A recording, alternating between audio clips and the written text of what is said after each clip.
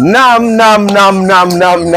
Kama unavyoweza kuona hapo nyuma kuna kitu imeandikwa Shisanyama Zanzibar. Hapa bwana tunao vijana ambao wanapeperusha bendera ya Tanzania katika jiji gani hili? La Port Elizabeth. Hapa ni Port Elizabeth. Yaani wenyewe kwa hapa wanaita Kabeha.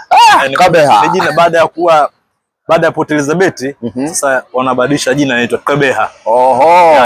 Jina la kizawa zaidi. Sawa kabisa. Sasa bwana, hapo bwana mimi na wewe leo mbali na ule mkutano mkubwa wa Tanzania ambao unafanyika hapa kwenu. Mkutano wa siku ya kesho na kesho kutwa, Mheshimiwa Balozi Mheshimiwa James Gilawa bwana atakuwa mgeni rasmi. Mkutano ni mkubwa, lakini pia kesho kuna mtanange bwana. We mnyama mwananchi? Mimi ni mnyama mwenyewe. Jina langu mwenyewe ni Chuku Machupa. Unajua nina machupa kachezea timu gani? Sasa. Namna hiyo. Bwana, tuko na Chuku Machupa hapa. Kama unavyokumbuka machupa, nikizungumzia kuhusu machupa, unajua mtu wa kupiga vienga vya kutosha, mtu wa kuchanja mbuga, mtu wa mashuti ya 18. Balabala kabisa. Naam. Sasa kesho mnyama yuko huko Berkane katika nchi ya Morocco.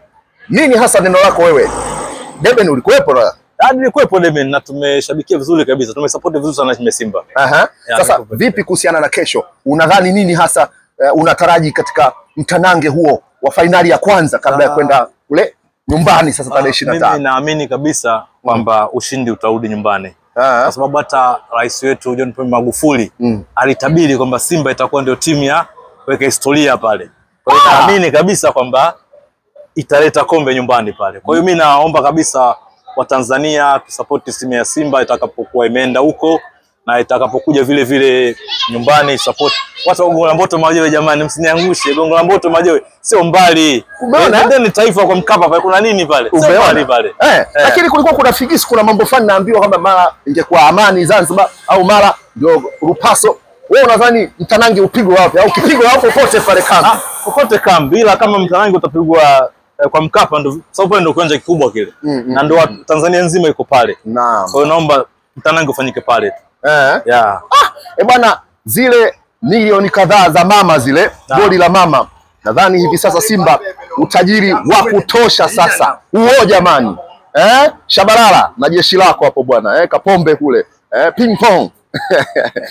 Sijazungumzia hapo katikati viungo wangu pale kina Ngoma na washambuliaji kama kina Mpanzu.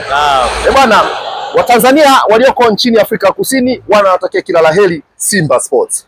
Neno la ziada? Neno la ziada, ushabiki jamani, tusiweke ushabiki ule wa uadui kwamba Simba inacheza na timu fulani kutoka nje, Yanga ikaishabikia timu ya nje. Au Simba ikafanya hivi, hapana. Simba ikicheza na timu fulani, Yanga tujiunge. Na Simba nao wajiunge kwa shabikia Yanga. Kwa sababu ushindi utakapokuja nyumbani, naamini kabisa ni ushindi wa nchi. Sio ushindi wa Simba au wa Yanga, sababu ile timu ya taifa tayari. Nadhani hili tuliliona wakati ule washabiki wa Orlando Pirates, Kaizer Chiefs, Mamelodi Sundowns, Minywana Pezulu na pia hata Lamotville Godel wa pale katika jiji la Durban, Tekwini Kakasi ni siku ile Moses Mabida. Hawa wote walikuwa wakishabikia Stellenbosch. Hii ni jambo la kujifunza, jambo la kitaifa. Simba Sports Club wanapeperusha bendera kesho.